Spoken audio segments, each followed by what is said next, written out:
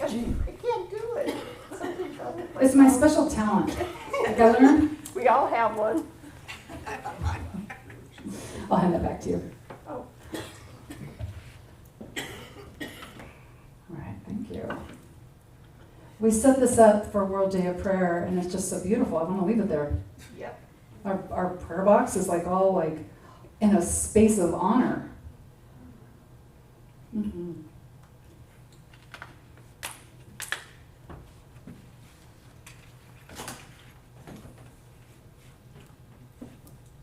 Thank you so much for doing that. Anytime. It looks so beautiful. All right, everybody, welcome. Whoa, welcome to Sunday. Welcome to Sunday. We are in September, and we are diving into faith as a practice, right? And faith is kind of activity that we just bring into our life all the time. Our talk today, our lesson is on dreaming bigger. Dreaming bigger is important to us because the whole reason that we dream, the whole reason that we aspire to anything, it's not about being selfish. We don't dream to just acquire more stuff. We dream big to have new experiences, which our soul loves to do. So we have new experiences and we call forth more good through us, for us, as us, and into our life. And think about everybody included in the package of your life. So everybody included in the package of our life benefits when we dream bigger.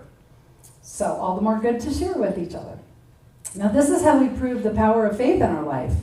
This is how we practice faith, and this is how we prove it, is we dream bigger, and then we're demonstrating it in all of our ways. We're demonstrating it. So that's why I decided September will be our Big Faith, Big Life Challenge. And I've got these bracelets. If you want a bracelet, they're just $5. They're out in the other room. But we remember big faith. We remember this. We live big faith and we live a big life. Now, I used to think that having faith meant that I looked to God. This is back when I saw God as the old man that lived way out there past Pluto. And I thought, okay, I'm going to pray for this thing. And if God wants me to have it, it'll happen. I don't have to do anything, right? God will just let it land in my life. But then that wouldn't happen. And so then when something wouldn't happen, because I prayed for it, but then I didn't do anything about it, and so it didn't happen, and I was like, well, God didn't want me to have that thing. So I would think that. And that's what I thought faith was. Just sending an order out to the divine that lived out there somewhere and expecting my order to be placed. But we actually have a part to play in all of this too. Faith is activity on our part. We prove our faith through the actions that we take, not the prayers we pray, but also with the actions that we take. We have faith because, or we act on faith because, usually what we want to call into our life is new.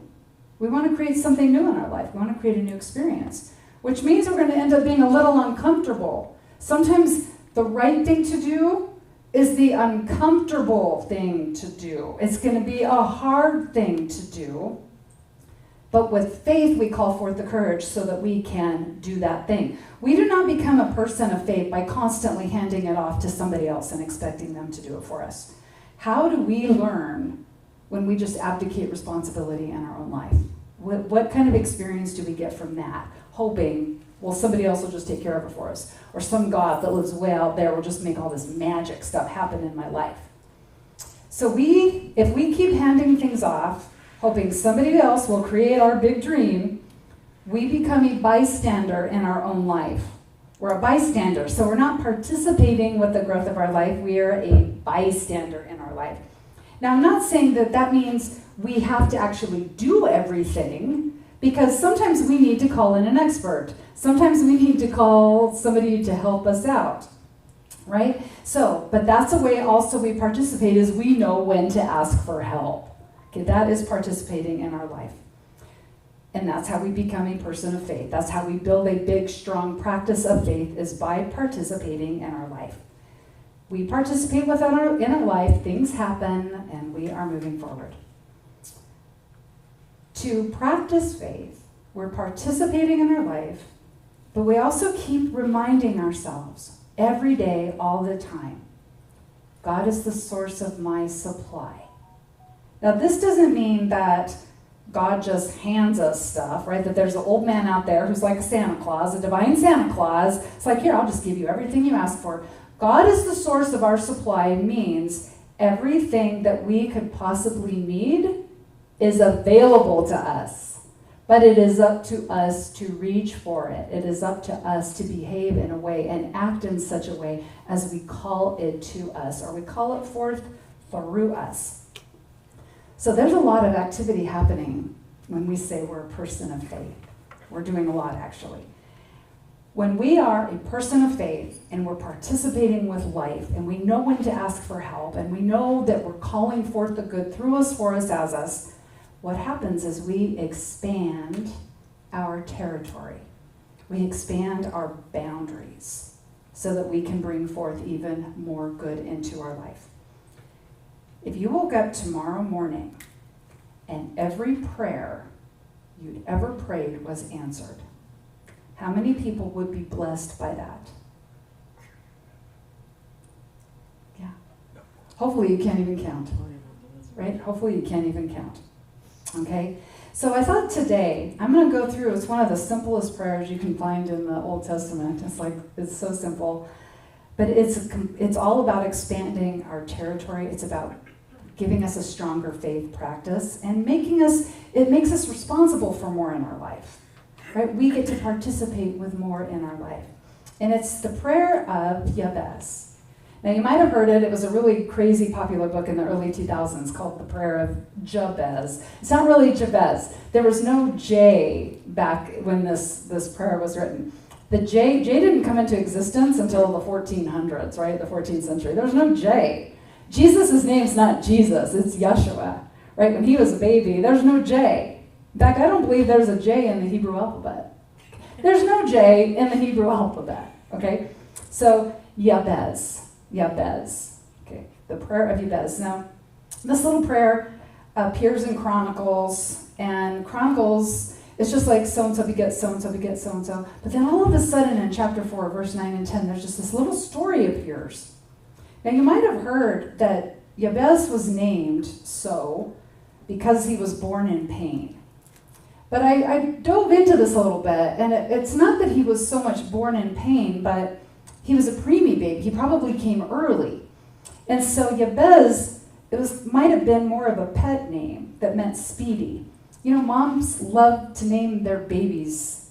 We give them official names, but then we have little nicknames, right? Oh, come here, Peanut. Oh, Pumpkin. Right? Come here, Bug. Oh, Goose, what are you doing? Like, we have all these little nicknames. Yaves might have been a nickname, just Speedy, because he came along really quick. It's said also that he was honored more than his brothers. But this might have something to do with the fact that he was born at a disadvantage. He was a preemie baby who fought for his life. Nothing was said about his brothers being born in pain, so if they all were born at term, they would have more physical health and vitality than Yaves had when he was born. But Yaves grew up and he did the best with what he had. And it seemed that he had a lot of clarity on God as the source of his supply. He overcame a physical limitation, which back then, that was, to overcome having that physical disadvantage, that the fate of most preemie babies at that time on our planet probably was not a good one. And so he overcame that and grew into a man that had clarity. And so here's his little prayer. Yaves called on the Elohim, the God of Israel, and said, "Oh, that you would bless me and enlarge my border, and that your hand might be with me, that you would keep me from hurt and harm." And God granted what he asked. Now, in some translations, Yaves doesn't say this prayer. His mom does. His mom says it. So there's power in this. There's power in prayer, whether we're praying for ourselves or we're praying for other people. Most translations say that Yaves prayed this prayer. But I thought, what about this prayer for a template for our faith practice? It's short, it's sweet, it's super simple, like super simple to do this. So the first thing he did is he called on God. Now, how do we do that? Well, we align with the divine within us. And in my head, how that looks in the morning is I run through the unity principles. God is all things, and that means me, right? God is all things, and that means my ideas and my big dreams and my inspirations, right? That's how I do it. You could run through the 10 Commandments, or you could run through anything else that just gave you that feeling and reminded you of who you are and where you come from. All right, so that's what we're doing. We're just aligning with the divine within us. Like we could say, I am a way for the good of God to express into this world. I am a channel for that good. I'm designed to call forth more good. That's what I'm here for. Now, if you say that in your head before you even get up out of bed, like imagine how you would hit the floor running that day. Imagine how you would face the day differently. And all we're doing at this point is aligning with the divine within. That's all we did. Okay, Yaves goes on. He starts his prayer, okay? Oh, that you would bless me. How many of you bless yourselves every morning? How many of you claim your blessing before you get out of bed? Yeah? Well, I've started. Since I've been diving into all this, I've started. But we claim our blessing. We can still be laying in bed. We can still be quiet and doing it in our head if we have somebody who's asleep. So we can say this in our head. It's like, I am the activity of God in this world. I am the means for that divine expression. I'm already blessed by the light. I'm blessed by love. I'm blessed by good. I'm blessed by grace. I am blessed by the universe. Or we could say this instead of blessing ourselves, instead of claiming our blessing. We could wake up. It's like, oh man, I didn't sleep so good last night. I could have used more sleep. Oh, my back. I can hardly roll over. Why did I have to get up so early? I didn't sleep well. Why did I eat that yesterday? And that was just my conversation with myself yesterday morning when I got up. Oh, not even off the pillow yet. Not even off the pillow. And then I was like, oh, okay. So we're already blessed. That's the thing, is we are already blessed, but we don't have to claim it. We don't have to claim it. We can be stubborn and obstinate. We can refuse the good, right? That's all right under free will. We can do all that if we want to. We can choose to focus on the hardships of our life. Like before we even put our slippers on in the morning, we can already go there. We can do that. But our faith is always there. Our blessing is actually always there. All we have to do is claim it. I'm going to digress or diverge out of the Prayer of Yaves for a moment. In the book of Isaiah 41:10, the Lord says to Isaiah, "Fear not, I'm with you. Do not be dismayed. I am your God. I have strengthened you. I have helped you. I will uphold you with the right hand of my righteousness." The right hand of God is about truth, action. It's action based in truth, power, and wisdom. Righteousness is a state of harmony established in our consciousness. So we choose to do the right thing. We choose to do the loving thing. We choose to call forth the good through us, for us, as us. We choose to create in this life as our Creator intended. This is basically a promise right here that the universe is always conspiring for our good. The universe always has our back. The universe always has our back. That's a promise. But we have to claim it. We can accept it or we can refuse it, right? So the next thing we do, right, that morning, the first thing we align with the divine, then we claim our blessing. I am the activity of God. Like that could be our alignment and our claiming too. I'm the activity of God. I am the activity of God. What is going to happen through me today? Let's just go see. Okay, let's put our robe on now. Okay, then the third thing that Yaves does is he asks, after he claims his blessing, he says, "Expand my boundary." Some translations say, enlarge my territory. Now, of course, listening to this story, what it might have been is, like what it sounded to me like when I first read it is, give me more land, right? Because that's what a territory is, right? Is land, is territory. So, but what he's asking for is more to be responsible for. Give me more to be responsible for. Give me more so that I can prove my faith through this new territory that I've received. This is all about thinking bigger than what we're used to thinking. We thought a certain way yesterday. That's how we thought yesterday. And we might have been really proud of ourselves yesterday too. But if we want to create something bigger in the future, we've got to think bigger today than we thought yesterday. So it's always about thinking bigger, which is, we're designed to do that. That's not a big deal at all for us, really, to think bigger all the time. Okay, so this is the idea of dreaming a bigger dream. If we already know how to do everything, if we can say to ourselves, that's going to just be so easy, I'm just going to do this and this and this, and I'll be done. And I'll ask so-and-so to just do everything, right? Well, if we already know how to do everything, we're not dreaming something bigger. And so the idea of enlarging our territory, expanding our boundaries, this is about thinking bigger than what we believe we can do. Something bigger that we would actually scratch our head and say, God, I don't know how I would manage that. Right? I can't even imagine all the steps it would take to do all this stuff. Okay, that's what we're aiming for. I'm thinking in terms of the good that we spread around. Right? That's what we're designed as we're of service in this world. We're calling forth more good. It comes into the package of our life. The package of our life affects all the people that we know. That's a lot of good stuff to spread around.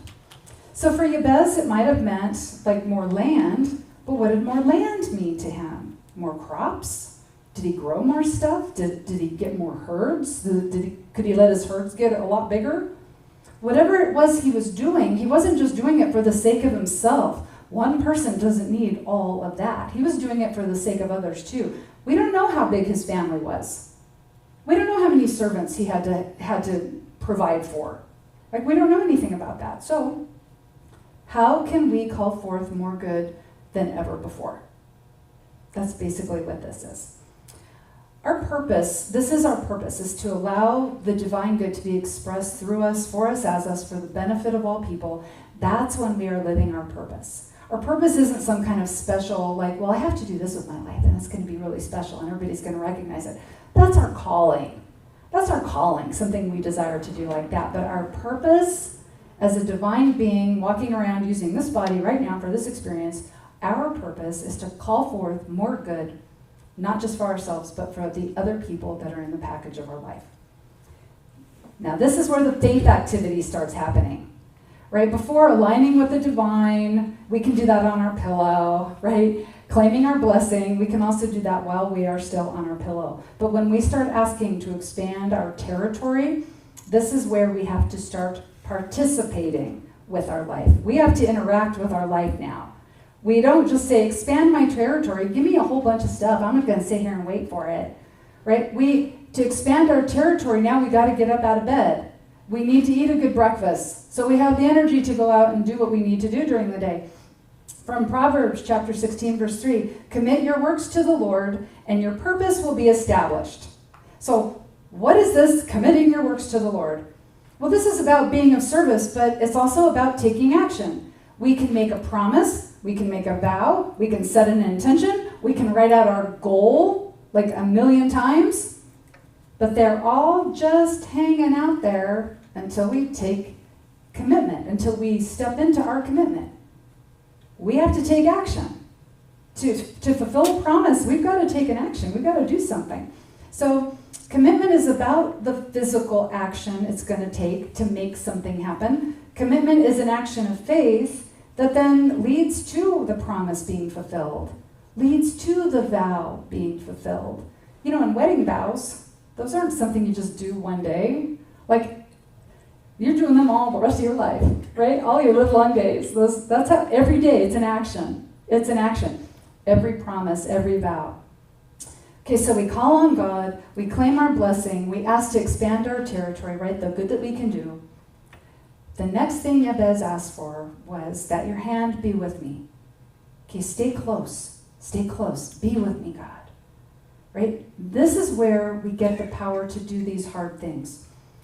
To stay close, that your hand be with me. This is where we're calling forth courage. This is where we remember. It's like, I'm designed to do this stuff. I have the fortitude to do these hard things, these uncomfortable things that I know it's got to be done. If I want to create more goodness in my life, I've got to deal with this thing. I can't let unfinished business be hanging out back there, because my unfinished business presses on my heart. I can't function fully in the present.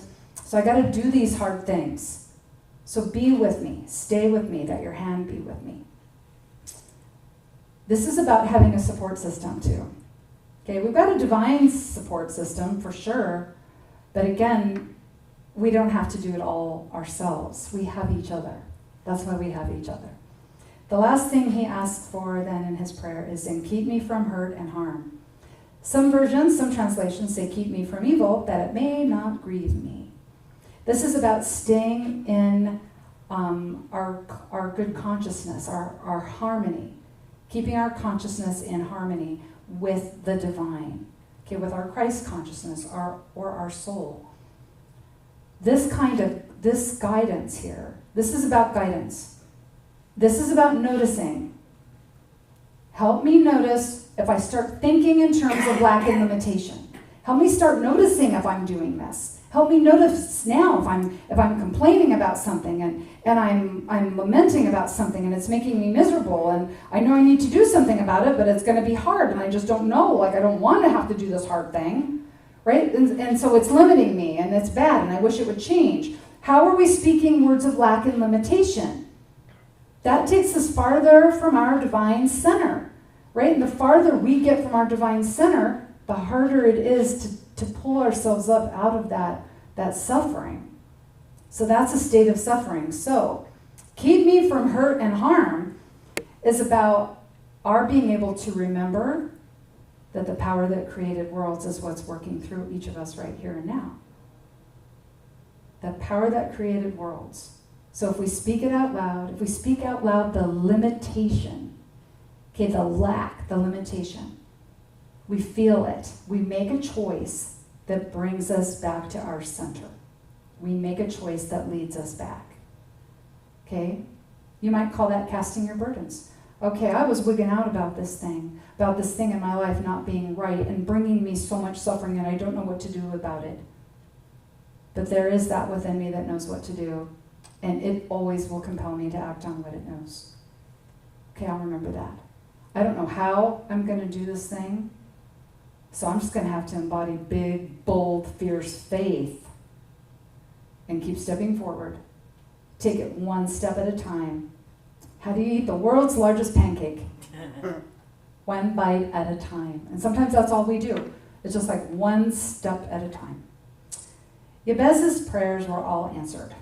Jabez overcame disadvantages. And you know what? We all have our disadvantages we have to work through. We do, whether they're physical or emotional or spiritual, financial. Jabez overcame his disadvantages by being committed, for one. Like, what a fierce little baby he must have been, right? To get through that preemie stage. But he knew and acknowledged God as the source of his supply. He claimed his blessing. He asked to call forth more good than he knew how. That's a big thing. How can I call forth more good than I know how to do right now? Like, who says that? Right? We all want to say that. How can I call forth more good and I'm not going to know how to do it? Like, because I'm going to prove my faith. I'm going to prove that there's something happening here, that we're not on this planet all by ourselves. There's something greater at work through each of us. He also asked for the support and the guidance. So we are here to expand our territory. We're here to expand the good that we can do. And the only way that we can do that is we have to choose something that we don't know how it's going to all work out. We have to choose something that we must call the divine forth through us, for us, as us. Now, you know, in unity, I'll say lunity. In unity, we talk about our little me versus our great me.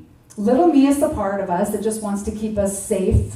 The little me is designed to protect us from all the bears and tigers that are out there in our life. Okay, that's really what the little me is designed for. It's not an evil little creature. It just doesn't want us taking any chances or taking any risks or having any adventures. It's better to stay home and just hang all the maps on your wall and dream about those places, but don't actually go anywhere. Okay, that's our little me. We need to dream a big dream that the little me can't help us with. Now, if the little me can help us do something, we've already done it. That's the only thing the little me can help us with, is stuff we've already done. So we have to call forth something greater than the little me. We have to call forth our great me, that part of us that creates as our creator. that part of us that calls forth the curiosity and the compassion. Okay, the part of us that embodies courage and creativity. That's what we're calling forth. Whatever your big dream is. It doesn't matter whatever that dream is. It doesn't have to be the next great American novel. Right? Our dreams, our big dreams are simply, we're calling forth more good than we did a few days ago or a week ago. We're calling forth something and we don't know how we're going to do it. We just know that we want to do it. We know the what, but we don't know the how. Okay, that's important. We know what, but we don't know how. Right? So the little me cannot help us with that. We have to align with the divine within us. Okay, we have to align with the divine within us. When we ask the little me for help, what we get is the same old thing. You've heard, if you keep doing what you're doing, you'll keep getting what you're getting. Right? That's your little me helping you there. So here's our call to action this week. What could you do that you know what it is you want to do, but you don't know how you would do it? Because it's this thing that you're going to have to call forth your great me. You're going to have to call on God for this one. You have to bring in the big guns on this one. All right? And so we can use this template of the Prayer of Yaves. So first of all, we call out to the source of all. We align with the divine within us. Okay, we call out to God. We call out to God. And you can do that by just saying, God is all things, and that means me. That's really simple. Or I'm the physical activity of God in this world. That's a good one. I like, I'm designed to call forth greater good every day. So what am I worrying about? Like, I'm designed to call forth greater good every day. What is there, like, that should confuse us about all that, right? That's what we're designed for. So then we claim our blessing, not our limitations. And this is, I'm having to get used to this, so you might have to also. You may wake up tomorrow and dive into like life's hardships first, but then like if you say, oh, there, I did that, right? What's a blessing? I want the blessing, not the limitation. I want the blessing. So here it's where we might remind ourselves, I am divinely designed to call forth the good. I'm designed to be a grace amplifier. I'm designed to be a grace generator and a love amplifier. That's what I'm designed for. I'm a magnet for miracles. So now I have us, here we are, the affirmation. Okay, so let's say this together. I am the physical activity of God in this world. I claim my blessing now. Now. I claim my blessing now. Then, we've claimed our blessing. We've got all this stuff happening. Now we ask to create something bigger than we know how to create. We know what we want to create. We don't know how. Okay, we ask for that. How can I call forth more good today than I did a week ago? How can I do that? Right? We want that to be something that there's just no way the little me can help us do it. The little me only helps us react to life. Okay, we want to call forth the great me. We want to respond to our life. We want to participate with our life, right? To grow a life, that's what we're responding and participating. That's how we grow a life.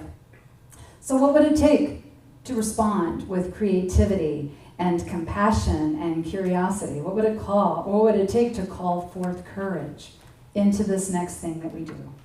Then we ask for support and guidance along the way. And this can just feel like, okay, be with me, guide my hand, help me notice my thoughts.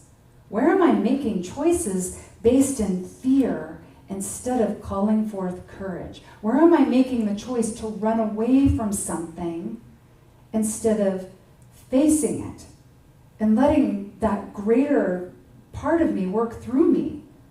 Like, so where am I doing that? And remember also, we're not meant to be doing this alone, right? We're here for each other. All of this stuff in our life, none of it matters, right? Without each other, none of this matters. It takes clarity and a desire to spread the good, to dream something bigger than we know how to do. It takes a lot of clarity, but it also takes faith. It takes faith to know that God is the source of our supply. It takes faith to really believe that, like whatever I need is available. Whatever I need is available. We've got to reach for it. We've got to claim it. We have to participate with it, but it's available. That is how God is the source of our supply. Okay, all of our good, the source of our supply. Okay, all of the good that is available to us, it's available. It's all available, like even here, like in the space between each of us. Like there's something for us to each call forth and to interact with each other in our creating. So it is already everywhere present. All of our good is everywhere present, but we have to call it forth. So it takes faith to know that what we desire to call forth is what we are designed to call forth. What you desire, you were designed to call that forth, or you wouldn't have had it as a desire. Think about that for just a second. If you desire it, you're designed to do that work. And this we all do together. Right? We all do this together. We're all in this together. And this is how we're creating heaven on earth. So until next time, remember, you are divinely designed to do all of this stuff. You're designed to thrive in this life and call forth greater good than what you ever thought you could possibly do. You are the activity of God in this world, and everything you do, you are blessed, and so it is. So it is. Yeah, thank you. All right, now we got the band. We're gonna give a little post-message song for you.